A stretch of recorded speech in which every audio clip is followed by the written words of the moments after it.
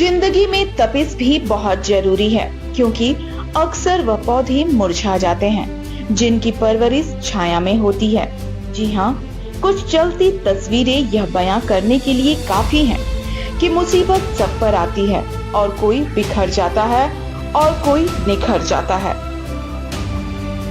इन चलती तस्वीरों को देखकर आप समझ गए होंगे कि हमारे समाज में जिनको अपूर्ण की संज्ञा दी गई है, वह कहीं न कहीं परिपूर्णता के साथ ही खुद को समाज में स्थापित करने का बुलंद हौसला रखते हैं।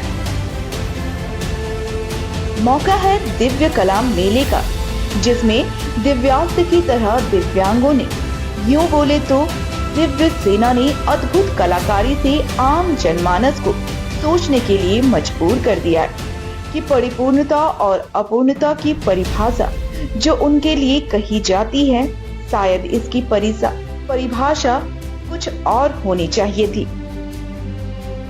इस कार्यक्रम में रक्षा राज्य मंत्री संजय सेठ ने कलाकारों के असाधारण प्रदर्शन की सराहना की।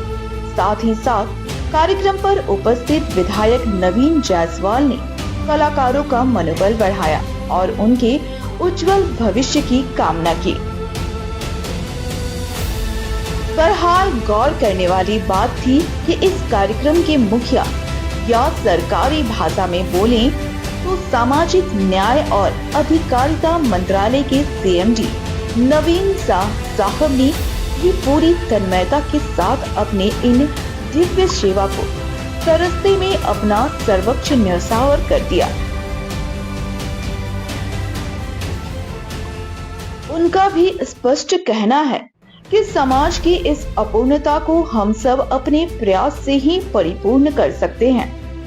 अब शायद आम जनमानस को यह सोचना है कि उनके कौन से प्रयास से हम समाज में अपूर्णता और परिपूर्णता की परिभाषा को परिपूर्ण में बदल सकते हैं।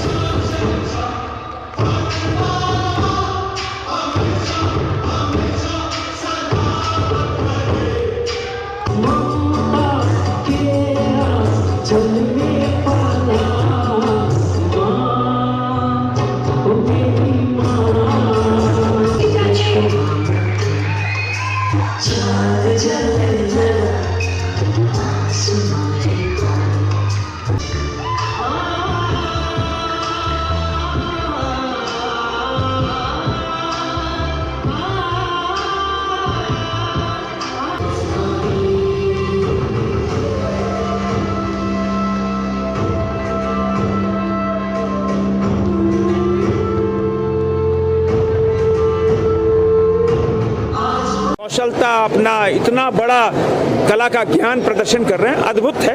और मैं प्रधानमंत्री नरेंद्र मोदी जी के संकल्प को यहाँ रांची में उतारने के लिए हमारे माननीय मंत्री वीरेंद्र सिंह जी को आभार और शुभेच्छा चाहूँगा। तो एकदम बहुत शॉर्ट नोटिस पे जब हमने उनसे आग्रह किया कि महीने पहले जब लोकसभा का सत्र चल रहा था, उन्होंने तुरंत ही इसमें हामी भरी और इतना बड़ा, इतना शानदार मिला।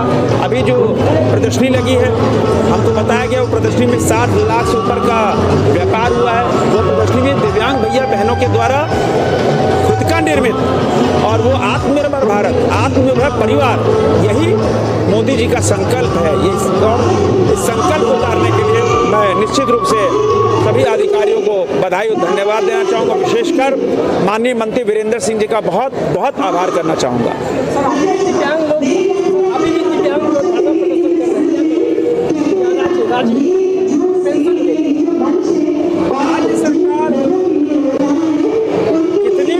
कितना बड़ा पाप लगेगा।